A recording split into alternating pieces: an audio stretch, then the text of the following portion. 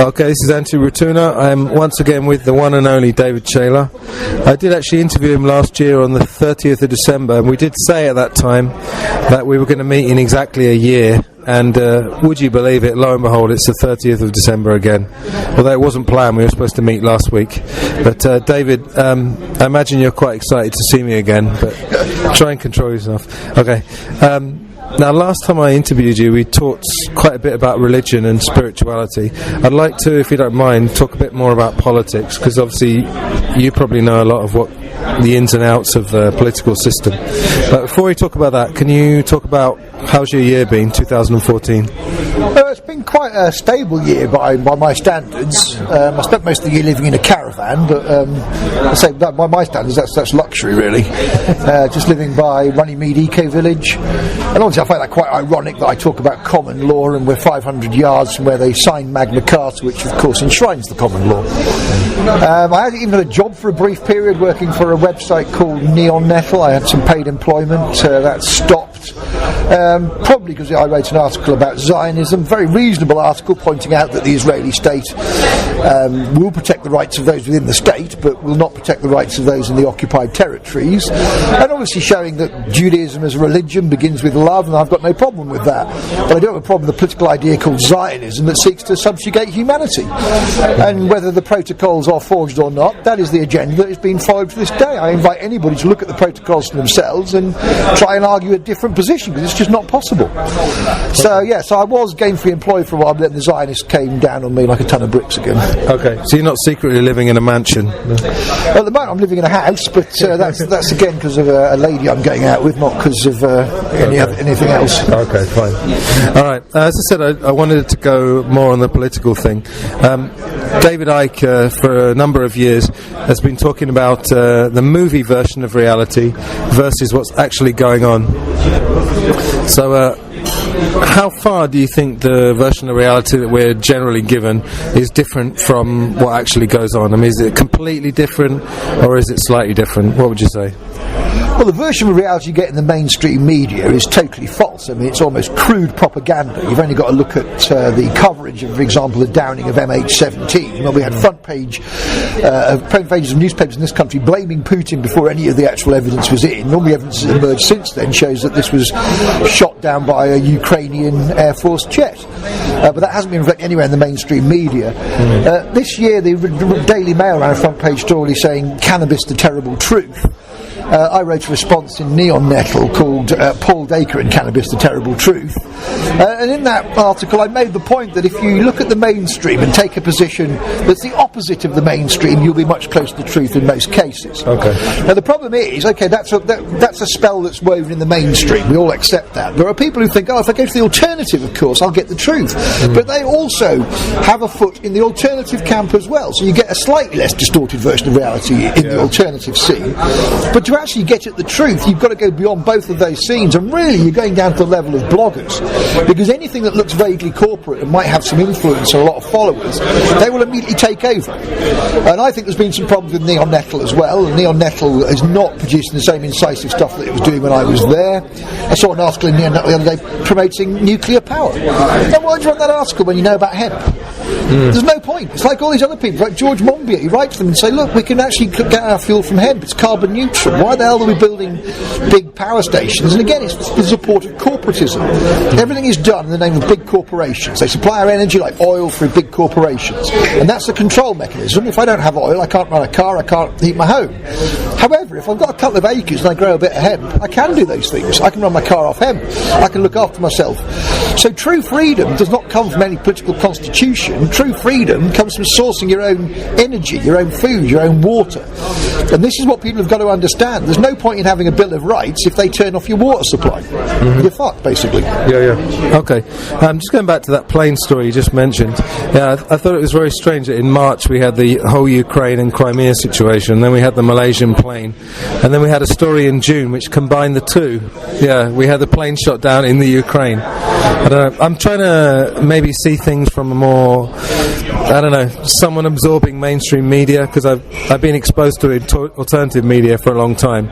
So I'm sort of trying to just see it from the other side, because I think that's maybe the way we can try and get in the mindset of the masses, as we call them. But okay, then we'll just go through a few stories from this year. So we had the Ukraine situation. Now, we were talking earlier before we were recording. I was talking about RT, Russia Today, and how it does seem to be a bit of a Cold War standoff between CNN, for example, on one side and RT on the other. So what do you think about that? Well, I've got to the point where I actually trust Russia Today far more than I trust the BBC or any American news channel. Now, people will say it's skewed towards Russia. Obviously, you factor that into your thinking. But even then, the actual evidence they produce is pretty good stuff. Whereas we're not doing that anymore. You know, you've got people, and even the Radio 4 Today programme, aren't asking the right questions because they don't understand what is going on in the world. If you take information from the mainstream media, you'd have a particular view of the world. But that view would be that 9/11 was carried out by 19 Muslim hijackers, that the wars that then followed that are all justified, and that cannabis doesn't cure cancer, you know. But these things have been, you know, irrevocably proven the other way. You know, the research shows how cannabis destroys the cancer cells. You know, we've got evidence from a satellite of the plane, the Ukrainian jet firing on flight MH17. And obviously there have been other planes that have gone missing this year, like MH370. Very suspicious it's the same airline. But I think that was brought out of the skies by a beam weapon. It's the only thing that explains it. Because there's just a total cutout instantly. And there's no black box readings, nothing. Now, you'd have to find something that can destroy a black box. Now, conventional explosives won't do that, but you imagine a beam weapon interference could probably take out a black box. Yeah. So that's the only explanation for it, really. And all the other stuff about, you know, they flew to Diego Garcia or they flew there, it's all just distraction to get a debate going that makes you think the plane went somewhere. But actually the reality is what you should be debating is why has this plane just suddenly disappear off everything at that moment? And the only thing that explains that is the beam weapons. Now, the reason we know they've got beam weapons is because they planned to do it in the 1980s. They called it the Star Wars Defence Initiative. The federal government didn't fund that, but we know that in the intervening years, 2.3 trillion went missing from the US defence budget. Now, I would say that's more than enough money to put satellites in space that can fire beam weaponry. And we know the 2.3 trillion figure because Donald Rumsfeld announced it on the 10th of September 2001. Yes. A very good day to bury bad news, of course. Yes. When the planes went missing, I did actually start thinking about 9/11, actually. And I don't know.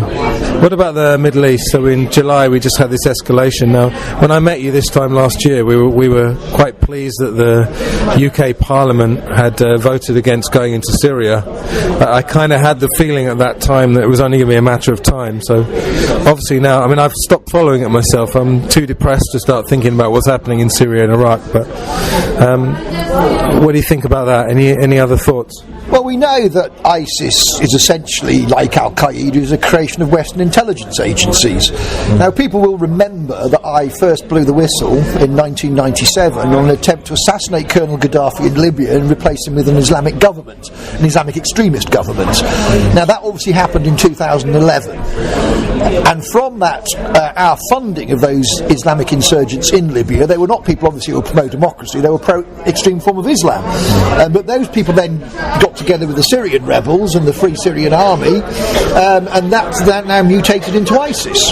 So this has all been funded by the West, it's all manufactured, and it's all about creating the state of perpetual war that's envisaged in the Protocols of the Elders of Zion. And again, with all of these things, I've worked in defence as an MI5 officer. I'd like to know what the objective of these operations is. What do we hope to achieve by bombing the hell out of these places? We are not going to achieve anything by it at all, except running up defence bills and creating, you know, more market for the defence industry. But other than that, we don't do any good with it at all. Yeah, I mean, I've spent about the last 10 years obsessing about war and why it happens, and I've come to the conclusion that it's a mixture of various things. I mean, we talked earlier about humans.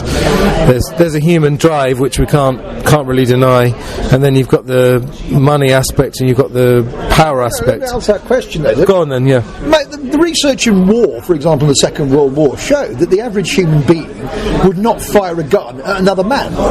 Right. Would fire at a position, or whatever. And there's a famous story related about the D-Day landings where the German gunners refused to fire on the people getting off the boats because they were sitting ducks. And the German officers had to literally hold a gun to their heads and say, you're going to fire those guns, I'm going to shoot you and find someone who will. Yeah. So that shows that actually our common humanity is there. That actually the only people in a war that would fire on other people were psychopaths, and they exist in society anyway. So what we live under now is this psychopathic elite that some people call Illuminati. I prefer the term Zionist. Some people call it the New World Order. Reptilian.